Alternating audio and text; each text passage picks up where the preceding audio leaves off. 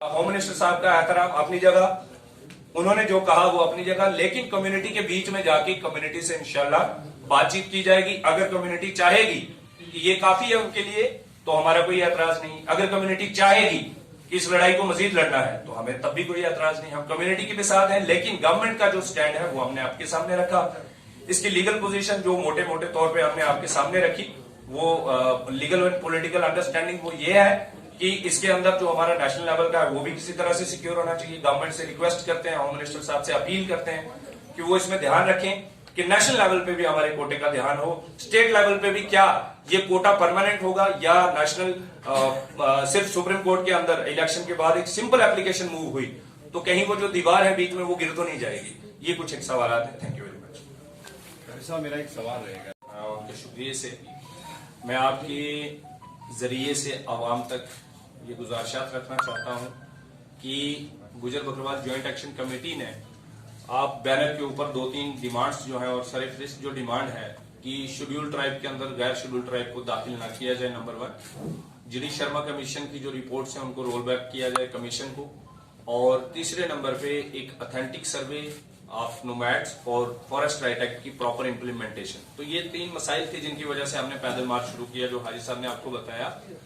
Now जब हमने 18 दिन पैदल मार्च किया डिफरेंट डिस्ट्रिक्ट से होते हुए राजौरी के आखिरी तहसील कालाकोट में थे कॉन्स्टिट्यूएंसी में, तो इंतजामिया ने जब हम पुंछ में पहुंचे तो उसके बाद हमसे ही बातचीत करना शुरू किया। तो चूंकि हम भी यही चाहते थे कि गवर्नमेंट के साथ बातचीत हो, हम भी चाहते थे हमारी बात सुनी जाए, तो वी आर वेरी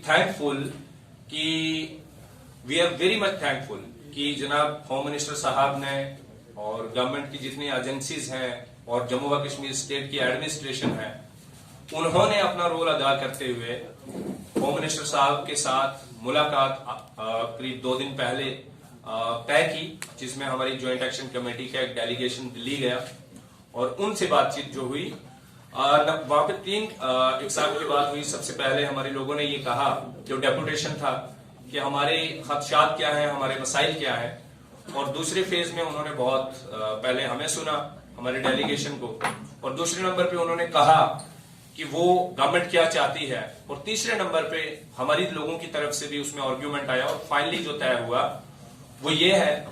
बहुत अच्छे से एक लंबी चौड़ी मीटिंग हुई। होम मिनिस्टर साहब हालांकि गुजरात इलेक्शन में मसरूफ होने के बावजूद वक्त निकाल के दिल्ली आए, उन्होंने बातचीत की और नोटिस लिया इस ट्राइबल कम्युनिटी का। बातचीत जो रखी गई वो आपने पोर्टल्स के जरिए से और कुछ अखबारात के जरिए से सुन भी ली होगी, लेकिन हम आज फिर आपको, आवाम को मीडिया के जरिए से ये पैगाम देना चाहते हैं कि होम मिनिस्टर साहब की तरफ से 2-3 चीजें सामने आई, वो यहाँ पे इंपॉर्टेंटली बहुत जरूरी है आपके सामने मेंशन करना, कि जो हम रोना रो रहे थे कि जम्मू व कश्मीर के अंदर शेड्यूल ट्राइब कम्युनिटीज हैं, जिसमें हम भी हैं, जिनमें गद्दी भी हैं, जिनमें सिपी भी हैं, जिनमें बाल्टी भी हैं या कोई और भी हैं, तो उनका शेड्यूल ट्राइब के हिस्से से या उनके साथ क्लब करके किसी दूसरी कम्युनिटी जो schedule tribe already existing schedule tribe से उनसे थोड़े स्ट्रांग हो, तो उनके साथ मुकाबला करने से हम डर रहे थे। क्यों डर रहे थे? क्योंकि हमारी कंडीशन, ये एक अलग डिबेट का इशू है।